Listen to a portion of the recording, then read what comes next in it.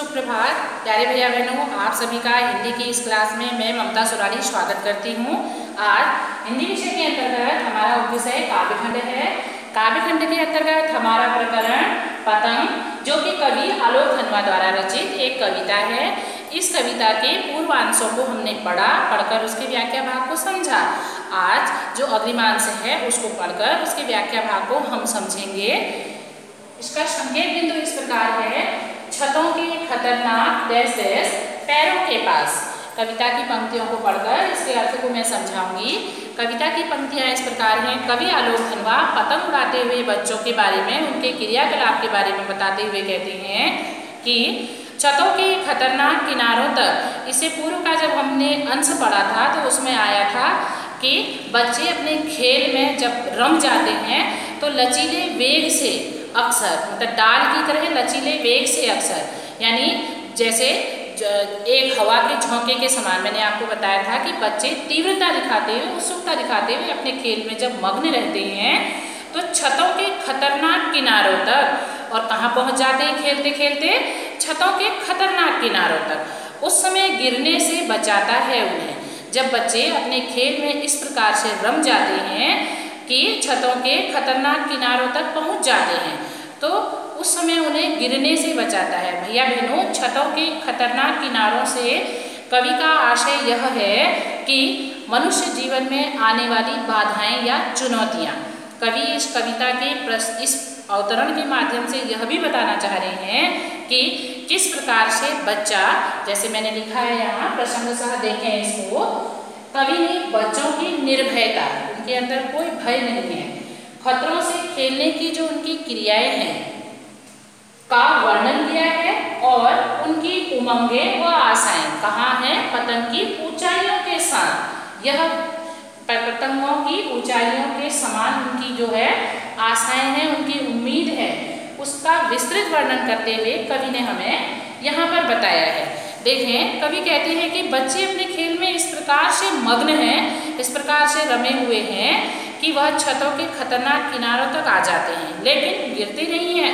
उस समय गिरने से बचाता है उन्हें। कौन बचाता है?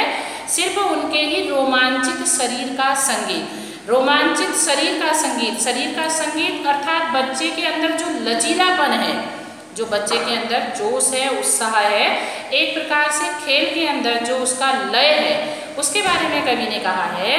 सिर्फ उनके ही रोमांचित शरीर का संगीत उन्हें खेल गिरने से बचाता है। पतंगों की धड़कती ऊंचाइयां उन्हें थाम लेती हैं। दूर आसमान में उड़ने वाली जो पतंग की ऊंचाइयां हैं बच्चे को गिरने से थाम लेना अर्थात रोक लेती हैं। पतंगों के महज एक धागे के सहारे। कैसे थाम लेती हैं? केवल एक धागे के सहारे।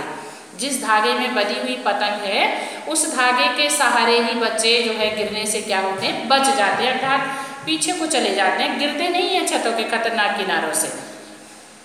आगे कवि कहते हैं पतंगों के साथ साथ वे भी उड़ रहे हैं अपने रंध्रों के सहारे। कवि कह रहे हैं कि बच्चे भी पतंग उड़ाते समय अब बच्चे की जो कल्पनाएं हैं, उनकी जो आशाएं हैं, जो उनकी उत्सुकताएं हैं, भैया बहनों, बाल मन जिज्ञासाओं से और कल्पनाओं से भरा होता है। ऐसा कवि बताना चाह रहे हैं कि बच्चे भी पतंग के साथ साथ कहाँ उड़ रहे हैं?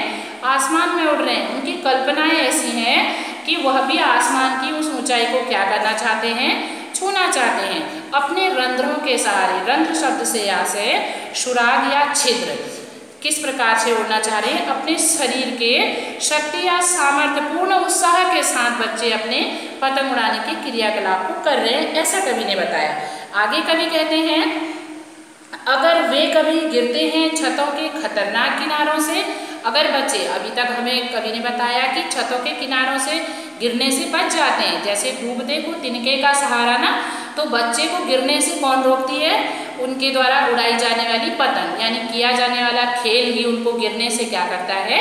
बचा लेता है। ऐसे ही अगर वे कभी गिरते हैं छतों के खतरनाक किनारों से, अगर बच्चे छत के खतरनाक किनारों से यदि गिर गए और बच गए, यहाँ पर कवि ने जो है बच्चे के साहस और उसके निर्भय होने के बारे में बताया है कि वह कैसे दुगुने उत्साह से भरकर सामने आता है और निडर होकर सुनहरे सूरज के सामने आते हैं। कहने का आशय हुआ कि जैसे मैंने आपको बताया कि छतों के खतरनाक किनारे जीवन में आने वाली बाधाएं या चुनौतियां, तो कवि इसके माध्यम से यह संदेश देना चाह रहे हैं कि मनुष्य जीवन में अनेक बाधाएं, अनेक चुनौतियां आती हैं, तो उसे घबराकर हार नहीं माननी चाहिए। क्या करना चाहिए? उसका डटकर सामना करना चाहिए। जैसे कि बच्चे, अब बच्चा चोटिल हो गया, घायल हो गया, छतों के किनारों से यदि गिर गया और बच गया, तो फिर क्या करता है? वो दुगने उत्साह के साथ चमकते हुए सूरज के समान सामने आता है, चमकते सुनहले सूरज के समान पूर्ण उत्सुकता के साथ, पुनः उत्साह, दुगने साहस के साथ वह सामने आता है। पृथ्वी और भी तेज घूमती हुई आती है उनके बेचैन पैरों के पास। कवि कहते हैं कि पुनः पृथ्वी इस प्रकार चंचल भाव से भरे हुए उस बच्चे के पैरों को छूना चाहती है, उसका स्पर्श करना चाहती है। या दूसरे शब्द में इसका अर्थ ले लीजिए कि बच्चा अपनी चंचलता, अपनी क्रियाओं के माध्यम से संपूर्ण धरातल को एक करना चाहता है, अर्थात पूरे धरातल के चक्कर लगाना चाहता है अपने खेल के माध्यम से।